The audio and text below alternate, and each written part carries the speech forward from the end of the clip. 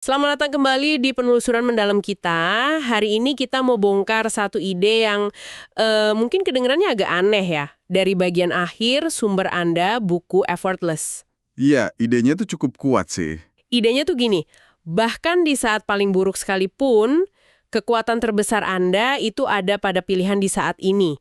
Bukan masa lalu, bukan rencana hebat nanti, tapi sekarang. Persis. Intinya tuh kayak, lupain dulu deh beban kemarin atau ribetnya besok.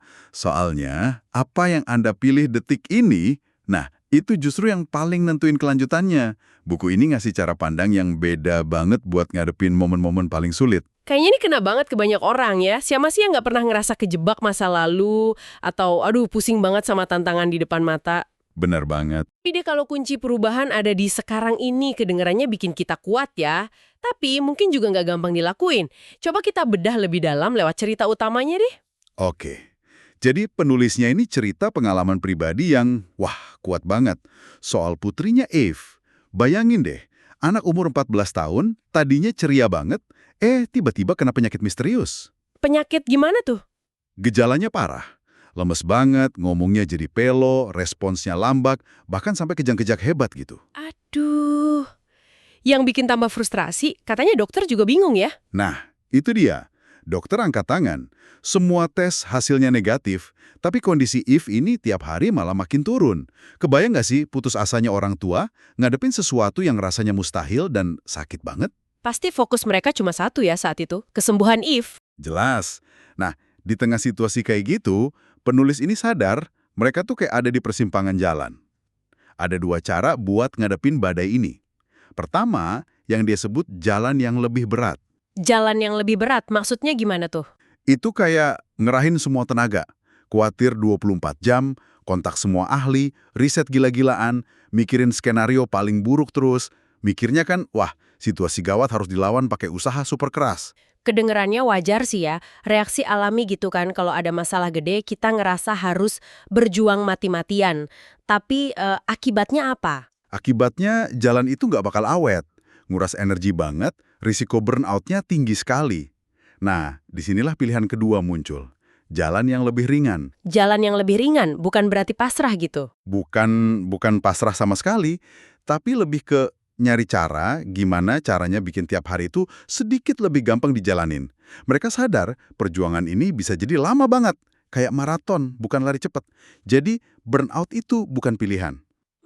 Menarik. Analoginya tuh kayak jaga api unggun. Apinya harus tetap nyala. Jadi kita harus pinter-pinter ngatur kayu bakarnya. Jangan dibakar semua di awal. Oke. Jadi ini bukan soal ngurangin usaha buat F sembuh, tapi ngubah cara mereka ngejalanin perjuangan itu. Gimana tuh bentuk konkretnya, jalan yang lebih ringan nih? Tepat. Jadi secara sadar nih, keluarga ini milih buat nggak ngelakuin beberapa hal. Mereka berhenti nyiksa diri nanya, kenapa harus kami? Nggak ngeluh terus-terusan, nggak nolak kenyataan, nggak maksain waktu kapan harus sembuh. Terus apa lagi? Nggak analisis berlebihan. Dan yang penting juga, nggak nyoba nanggung beban ini sendirian. Itu penting banget. Oke, itu yang nggak mereka lakuin. Terus yang mereka lakuin apa dong? Hal-hal apa aja yang ngisi hari-hari mereka di jalan yang lebih ringan ini? Nah, mereka fokus ke hal-hal simpel yang bisa dikendaliin. Kayak nyanyi bareng, jalan santai bentar, baca buku, main game bareng. Terus, secara sadar, nyari hal positif sekecil apapun. Oh, kayak gitu ya? Iya, terus ngungkapin rasa syukur, berdoa, makan bareng, bahkan nyari celah buat ketawa.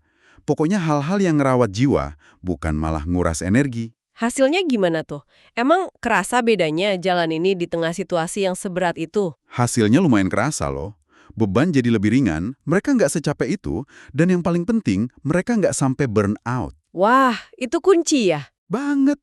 Ini kebukti pas Eve sempat membaik, terus kondisinya turun lagi.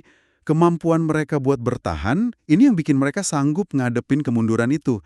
Pengalaman sulitnya, ya tetap sulit, tapi rasanya jadi lebih lembut. Nggak sampai ngehancurin mereka gitu. Pengalaman mereka ini benar-benar nunjukin inti gagasannya ya. Apapun yang udah terjadi di masa lalu, mau itu sulit, sakit, kekuatan itu nggak sebanding sama kekuatan Anda buat milih mau ngapain sekarang. Bener banget. Di buku itu bahkan disinggung asal kata sekarang atau now dalam bahasa Inggris, itu bisa dilacak ke frasa Latin novus homo. artinya manusia baru.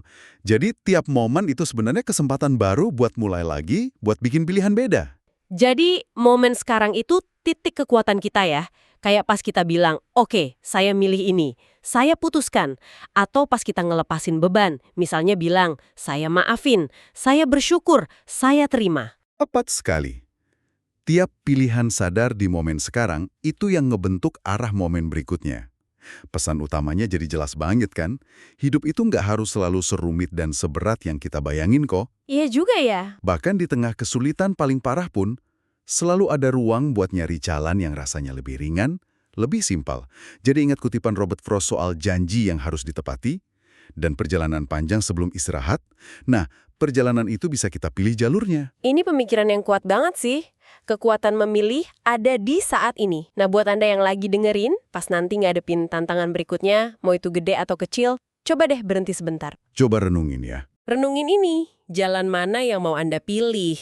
Jalan berat yang nguras habis energi?